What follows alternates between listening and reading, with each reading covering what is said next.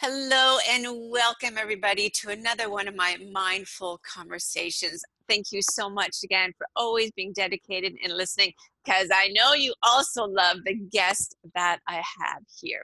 So with me today, I have Rashmi, and of course she has this amazing story that I'm going to let you share with Rashmi. But before we get to that, met Rashmi, I'm going to say a year ago. We were at a Mm. women's a gathering and just sharing our stories. And it's about, this group that supports women. And Rashmi was there for the first time. And that's when I met this lovely lady. And she has this amazing story.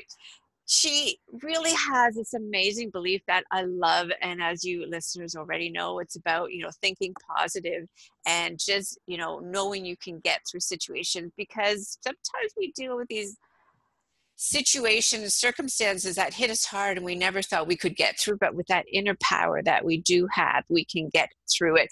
And Rashmi believes that life goes by in a blink of an eye, so we never know what the future holds, and really appreciate life and live it to its fullest. She faced this situation in her life and didn't know what would come out the end, but she kept on thinking with a positive attitude and said, you know what, bring it on. We're going to take the baby steps and go through this, and we're going to get through this. And if you're wondering what that is, everybody, in 2017, she was diagnosed with cancer, and I'll let Rashmi go into all the fine details about it. And believe it or not, there's only 70 cases of this very specific cancer Rashmi had in the last 85 years. So talk about the unknown. And the reason why I have Rashmi here today is she loves the storytelling. She has her own radio show that's developed from a small gathering she had, where it was about supporting women and telling their story. And it's like, okay, Rashmi had this light go off and said, there's more here. There are these stories and these amazing people that have these stories. I want to share it with the greater world. And that's what brought Rashmi to having her own radio show as well. I was on it. I was so excited to be on it. And Rashmi, hello and welcome. Hi. So much for coming. I appreciate your time and sharing your story with everybody today. So Thank you Rashmi, so much for having me. It's an absolute pleasure. thank you. I know the listeners want to know, who is Rashmi? Tell me about you. Tell us your story, Rashmi. Yes. So, hi, everyone. And I am so excited to be here, Tanya, and thank you for having me. Well, I was born and raised in India, and my parents, growing up, they were my biggest role models. I majored in psychology and English literature, and I'm an independent and strong-willed woman that began working pretty early on in areas of media, literature, human resources. I also volunteered quite a bit with street kids and orphanages before even moving to Canada in 2003. So, being an active member in the community, once I moved to Canada, I wanted to keep that going. And so I started mentoring new Canadians that came to Canada and, was being a part of the community. After which I went on to become the board of directors with Extend a Family Waterloo region. So I was on there for quite a few years and also got a full-time job with a company in Kitchener. But little did I know that, when I was turning 40 in 2017, I worked with this company for 17 years in Kitchener. And I also am a certified yoga instructor. And I'm a classical Indian dancer as well.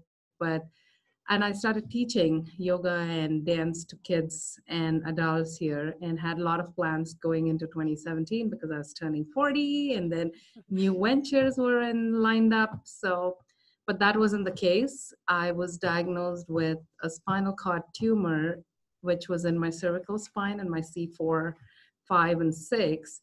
But it wasn't cancerous. Yes. So that I have to say, they did find the tumor that was intertwined in my spinal cord. And the kind of tumor it is, it's a common tumor, but from a very uncommon place.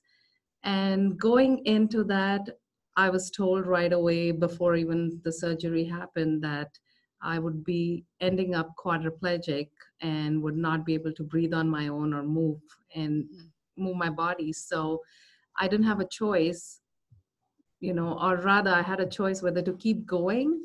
And every new symptom that kept happening, where I was losing sensation in my hands and my face and stuff, either to keep going and end up completely on a wheelchair, or do the surgery and take that risk of only being able to move 20%. It was a hard choice. I have two young kids, so my family had to make a decision with me if we were going to go in or not. And I didn't have much time because the neurosurgeon said this needs to happen quick. But the biggest challenge was, how am I going to tell the kids? And for me, being a woman, was we manage so much in our households. Being a woman, we manage our jobs, we manage our kids, our husbands. We have a family to go to every night and cook and clean and everything, right? So there was so much to accomplish in such a short time that I was given. So I didn't know where I had to start. And the biggest thing that helped me was breathing. I did a lot of breathing that helped me calm myself down before I could decide what the next step was. So that helped me a lot. And also taking ownership of our own lives. I think that's the biggest thing, which I've learned through this journey as well. And no matter how perfect we try to do things or try to be, there is, we all have our own negative points. And taking ownership of that and then moving on was huge. So I went into surgery in 2017 in September, and came out. After 9 days, I was told I needed to move into a neuro rehab because I couldn't move my legs or hands. And I ended up being in the neuro rehab for 9 months, where I had to relearn how to walk, use my hands again. And that was huge. So all through the journey, I had a lot of support. I had community support. I had my friends and family internationally. My mom was here, but still, communication played a huge role in also staying positive and in my recovery, because we hold on to a lot of things, and letting go of those emotions is okay. Letting go of how we feel is okay, because we always wonder how people are going to judge us, right? We've been so strong all through, and suddenly, oh, they're going to see all my vulnerabilities, which is fine. Because once I started communicating, that was huge. And letting go, I just would put it out there for people to, read, because all my family, extended family, were abroad, and they wanted to know what was going on. So once I started penning down what my feelings were, it was out of my system. But hey, people want to read, that's fine. They don't want to read, that's fine. But that played a huge role for me to keep going and continue this journey. Yeah. Nice, nice. And, there's some key words that really jumped out at me, Rashmi. The fact that you stated it's okay to be vulnerable. It's okay to face your fears. It's okay to realize that there could be negative thoughts, and it's okay to realize that we can't be a superhero what we have envisioned. And it's okay to just be open, your mind, and knowing that, it's when you let go of that, it actually helps you to become stronger. And it helps you to take on what's there. And it helps you to realize that what you thought, what people might judge, is not even what's going to happen. The people who love you and who care about you, they want to support you, and they're going to help you through this. They're not going to judge you, and I love how you really made a point of stating that it took this journey that you went through to realize that. And I'm so happy to hear that, because often it's in that hardship that we as women realize, like, whoa, all this, what I was thinking before, why was I thinking? So I love how you brought that forth. So thank you very, very much. I appreciate that. Well, thank you. And on that same line, I also want to say, like, to the women who are listening and everyone else that's listening, no matter how hard life is or what it throws at us, right?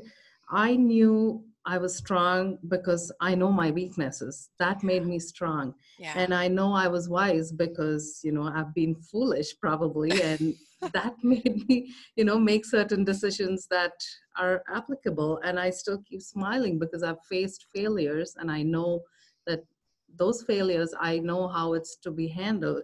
So it's helped me grow into a better person, I would say. Yeah. And that's because I accepted whatever was coming my way. And in my failures, I've learned to be perseverant. And through my mistakes, I've learned to be patient, which is huge because that I didn't have.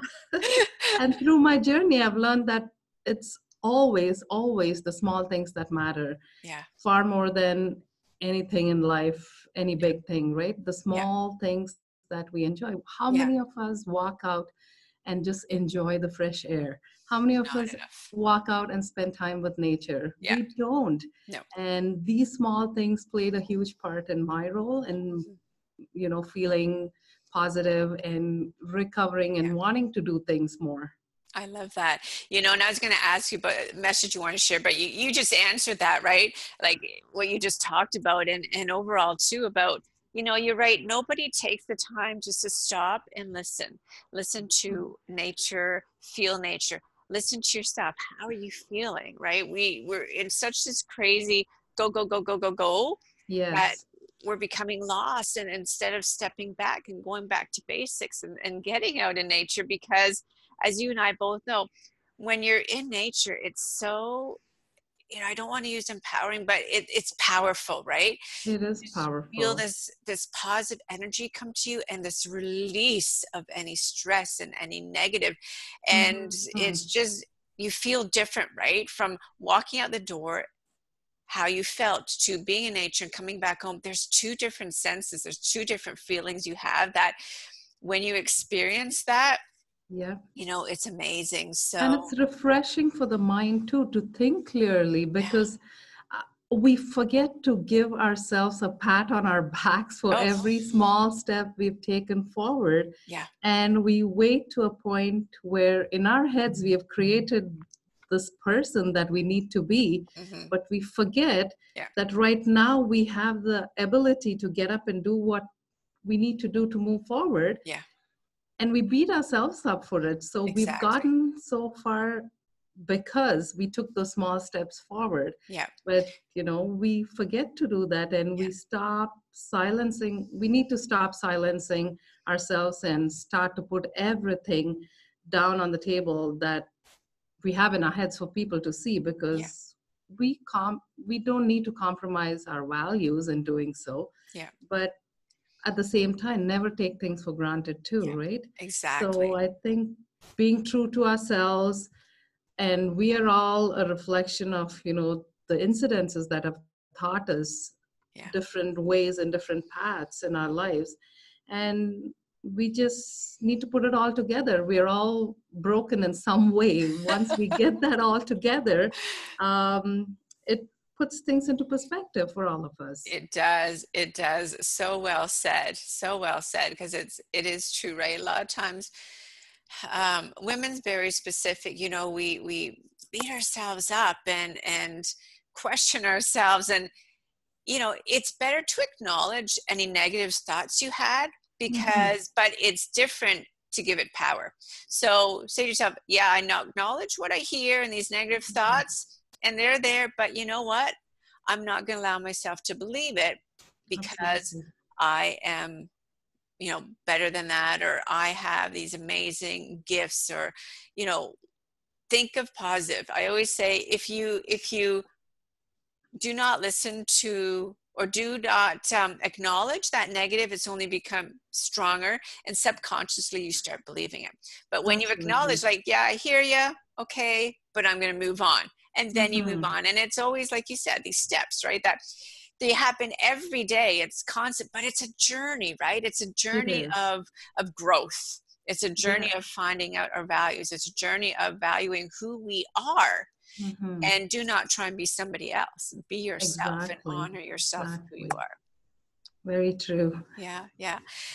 So, Rashmi, your radio station, can you briefly touch on with the we have Sure. about 6 minutes, and there's still some other Sure. things I want to ask you, but what brought you to having your radio station that you do your program? So, in sharing my stories at different platforms, I met amazing people with so many different stories. And while people kept coming up to me and saying, "Your story is inspiring, you're inspiring us in so many different ways," little did they realize that, people sharing their stories was helping me to move forward and do what I needed to do. Because for me, my journey was my journey, yes, but nobody has heard other stories as well. And we have such strong community connections here Yeah. that not many people are aware of. And I needed to bring that to light. And that's how In Conversation with Rashmi began, where guests like you and others who have had, I invite them over and they share their journey. And again, they have gotten so far because of the struggles, the journey that they've taken, the steps that they've taken, which not many people know about. Mm-hmm. It's, nothing is given on a silver platter, right? So Yeah. everyone struggled and reached a certain point in their life today because of where they've been. So those are the stories I want to bring out. And that's why I started In Conversation with Rashmi. And I'm loving it. I love the radio show. It's my way to vent out as well. Yeah, exactly. And Rashmi, can people listen to your radio station in the World Wide Web? Yes, they can log on to www.radio.waterloo.ca and they can listen online. It's every Saturday morning at 9 a.m., 9 to 10 a.m. Eastern Time. And they can also follow my Facebook page. It's In Conversation with Rashmi. And I'm also on Instagram at RASHSANJ. So they can follow me there. And I keep posting all my radio talks and guests that come into my show. So there are interesting topics that probably we don't hear on a day-to-day basis. Excellent. And as you know, everybody, I'll be sharing it underneath this interview. Here's Mindful Conversation with Rashmi. Now, Rashmi, there's always 3 questions I ask every one of my guests that I have on. So everybody has a quote that they love and they live by. So what is your quote that you absolutely love and live by? I just say live in the moment. It's Nice. short, it's sweet, but it's very powerful. Live in the moment, enjoy every minute you spend time with whoever it is or with yourself even. So live in the moment, enjoy every aspect of what's in your surroundings and breathe, learn to breathe, which Nice. we often don't do. So yeah, live Yeah. in the moment. That's my short and sweet line, but I just follow that to the core now because it is what it is. Who Yeah. knows what's in store for tomorrow? You just never know, right? One minute you could be here and the next minute you couldn't. So, and I I think know. that your answer actually answered my second question. I was going to ask you about the number 1 advice you have for our listeners today, but I think you're pretty sure you answered it. Now, always the last question. Everybody always waits for the last question, Rashmi. You cannot include family Mm-hmm. with your answer because, of course, family is our heart and soul, right? So not including family in your answer. If this was the last day of your life, and I'm Mm-hmm. sure possibly this went through your mind before you had your surgery, what's the one thing that you're grateful for? I would say I was grateful for the support I've had from the community and the people around me because I thrive when I'm with people.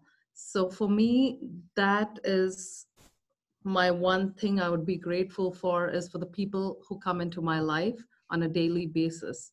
And they make who I am because I become a better person when I meet more people, wonderful people in this community. So I am so grateful for that opportunity. I love that. I love that. The fact that, you know, sometimes we forget to be grateful for the people that we're surrounded by. So thank you Absolutely. for pointing that out.